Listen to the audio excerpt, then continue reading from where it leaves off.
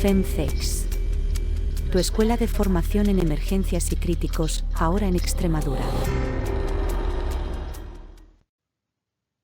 Bueno, tal como os prometimos en la próxima entrega, que es la de hoy, vamos a seguir haciendo algunas publicaciones acerca del tubo de Venturi para que seáis capaces de manejarlo de la manera más avanzada posible, conociendo todos sus fundamentos y ajustándolo a vuestros pacientes para que hagáis una asistencia en urgencia y emergencia totalmente personalizadas.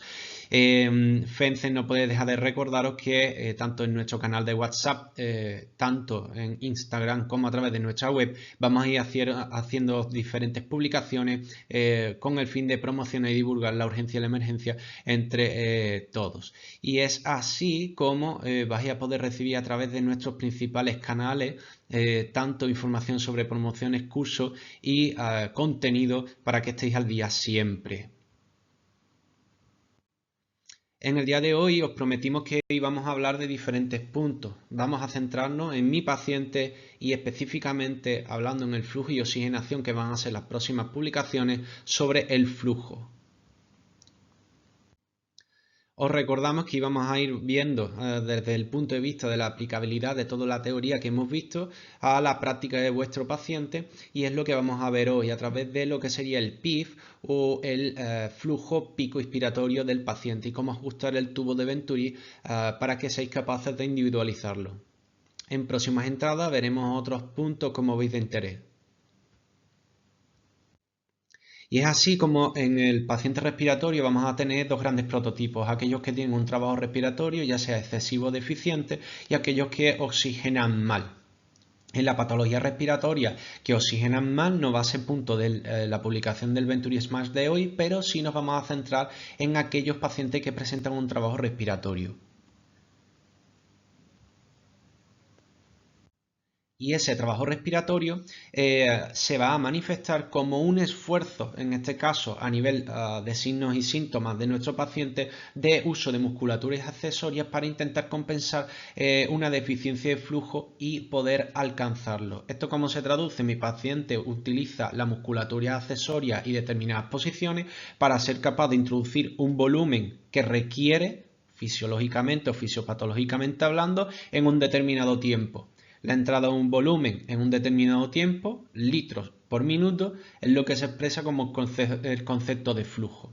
Y es así como nos vamos a centrar hoy en el trabajo respiratorio excesivo. Esto se traduce a nivel práctico. Mi paciente utiliza musculatura o posiciones que intentan compensar un déficit de volumen para introducirlo en un tiempo determinado.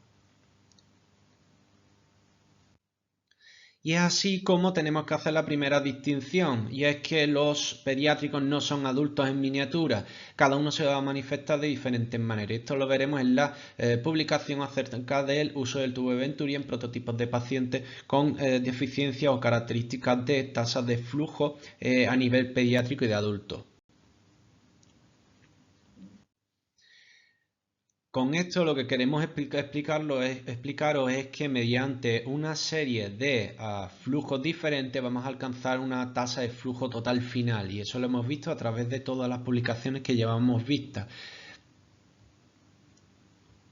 Es así como a través de lo que sería la aplicación de un flujo de oxígeno 100% puro vamos a hacer el arrastre de aire ambiente a 0,21% o al 21% y vamos a crear un flujo total final o una tasa de flujo expresada en violeta en nuestra iconografía, que va a ser la que va a recibir nuestro paciente. Es así como nuestro paciente, con su esfuerzo de mecánica torácica y posición, van a intentar de manera fisiológica mantener pues unos flujos inspiratorios, unos volúmenes, unos tiempos determinados, que es el que mantenemos todos en nuestras condiciones diarias. El problema viene cuando, bueno, en un momento dado podemos hacer un esfuerzo determinado, podemos aumentarlo o disminuirlo en reposo o durante ese esfuerzo, siempre de manera fisiológica. El problema viene cuando entra el concepto patológico, y es ahí cuando nuestro paciente va a aumentar el trabajo respiratorio con el fin de compensar ese volumen minuto deficiente.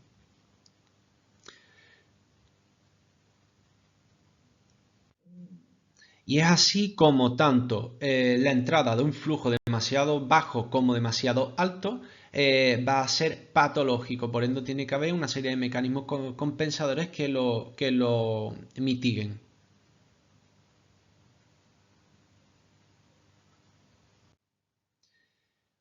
¿Qué es lo que vamos a hacer? Vamos a aplicarle nuestro tubo de Venturi. Nuestro tubo de Venturi le va a dar una tasa de flujo total y lo que vamos a intentar es que mediante esa tasa de flujo total que está representada en entorno biolánceo esté siempre por encima de lo que sería el pico flujo inspiratorio del paciente, que está representado en la gráfica de colores verde de manera fisiológica, amarillo. Bueno, puede ser quizás compensando un esfuerzo determinado de nuestra vida cotidiana, pero sí ya cuando alcanza valores naranjas o rojos es que nuestro paciente está con un trabajo respiratorio importante intentando compensar ese flujo inspiratorio. El problema viene cuando los mecanismos se agotan, claro está, por eso hemos dicho que unas tasas de flujo por parte del paciente, es decir, inspiratoria, que van cayendo, no nos tiene que dar una seguridad, sino que puede ser que ese paciente esté perdiendo la capacidad de compensación y se esté deteriorando.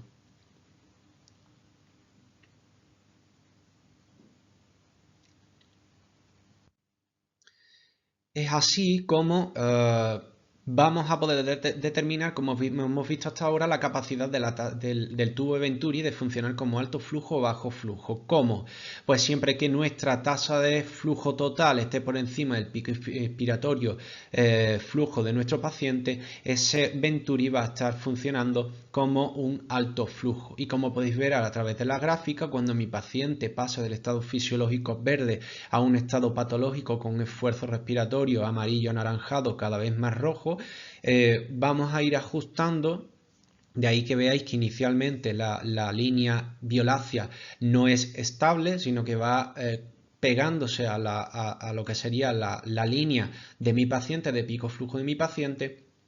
De tal manera que lo que vamos a buscar siempre es superar el pico flujo del propio paciente, llegando, claro está, al máximo, como hemos dicho hasta ahora, que son las limitaciones propias de los fabricantes de tubo de Venturi, en el cual por más que aumentemos y ajustemos el Venturi no vamos a alcanzar los picos flujos de paciente que veremos en prototipo de paciente en la clínica de los mismos.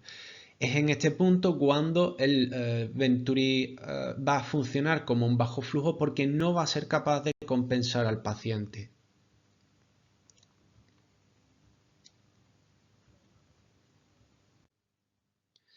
Y es así como vamos a determinar que cuando la tasa de flujo total de mi tubo de Venturi está bien ajustada por encima de el pico flujo inspiratorio del paciente, va a funcionar como un alto flujo. Por el contrario, cuando es menor del pico flujo inspiratorio del paciente, va a funcionar como bajo flujo, que no es el objetivo del tubo de Venturi.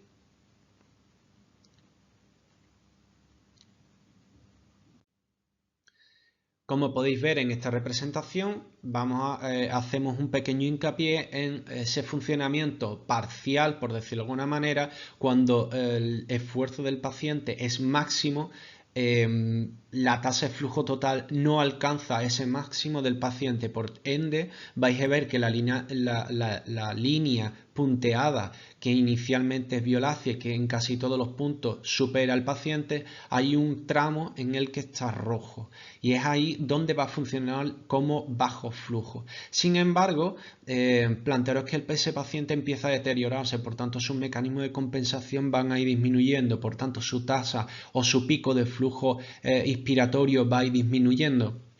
Y es en ese momento en el cual el Venturi va a volver a funcionar como alto flujo, superando ese flujo de paciente. ¿Por qué? Porque mi paciente está lo suficientemente deteriorado como para no ser capaz de compensar.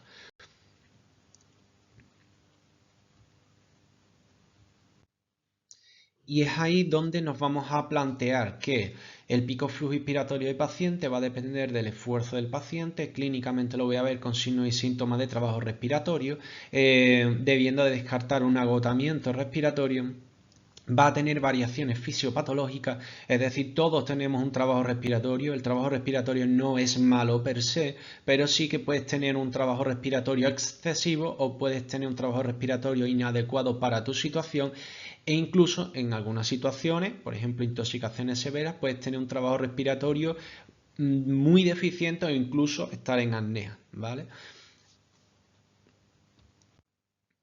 Y es así como vamos a ir acercándonos un poco más a los patrones de cada uno. Y es que en el adulto, en condiciones más o menos fisiológicas, podemos tener unas variables que van de en torno a 30, 35, 55, 60 litros por minuto, según las condiciones, ¿vale? Dependiendo también de la bibliografía. En pediatría esto se suele ajustar a kilos por minuto. Con todo esto, con todo lo que hemos visto, lo que vamos a utilizar son los diferentes patrones de laboratorio que utilizan cada uno de los fabricantes, que establecen en cada una de los kits de tubo de Venturi, para conociendo o estimando o aproximando o hipotetizando acerca del pico flujo inspiratorio de mi paciente, tanto ajustado a adultos como a pediatría y a su estado de trabajo respiratorio, vamos a ser capaces de llevar a cabo los fundamentos o los objetivos fundamentales del tubo de Venturi, que os recordamos a continuación. Y recordad que el tubo de Venturi tiene como objetivo funcionar como un alto flujo, independiente o casi independiente del patrón respiratorio de mi paciente, produciendo una oxigenación estable. Si ajustamos adecuadamente mi tubo de Venturi, debería dentro de un canon o limitación de propios fabricantes y de características del paciente, funcionar como alto flujo independientemente de ese patrón y alcanzar esa oxigenación que veremos en próximas entradas. Con todo esto nos vemos el día 25 de febrero con una continuación de la aplicación práctica de la física de la mascarilla de Venturi. De hecho, vamos a centrarnos en algunos puntos que veremos en las próximas entradas, como son el efecto PIT del tubo de Venturi, el lavado del carbónico en el tubo de Venturi, la pregunta de si me vale el tubo de Venturi para un asmático, si me vale para un paciente EPOC, cómo va a funcionar un paciente EPOC, cómo va a funcionar un paciente con neumonía. Veremos próximamente también los prototipos de pacientes y evidentemente con unas tasas de flujo que habéis visto tan altas, cuánto va a durar la bala. Por ello, no lo perdáis y seguidnos tanto en nuestra página web a través del boletín, donde vamos a ir publicando tanto publicaciones sobre contenido de urgencia y emergencia como de promociones y cursos, también en nuestro canal de WhatsApp, donde vamos a subir principalmente bastantes casos, ver planteamientos, cómo lo haríamos a nivel práctico, y seguidnos en nuestro canal de WhatsApp. Con todo ello, recordaos que tenemos un área de descarga con contenido de alta calidad, que os lo podéis llevar en PDF, incluso algunos de ellos interactivos, para vuestras guardias, y esperemos que os sirva. Nos vemos el próximo día 25 de febrero. Un saludo, Fencex.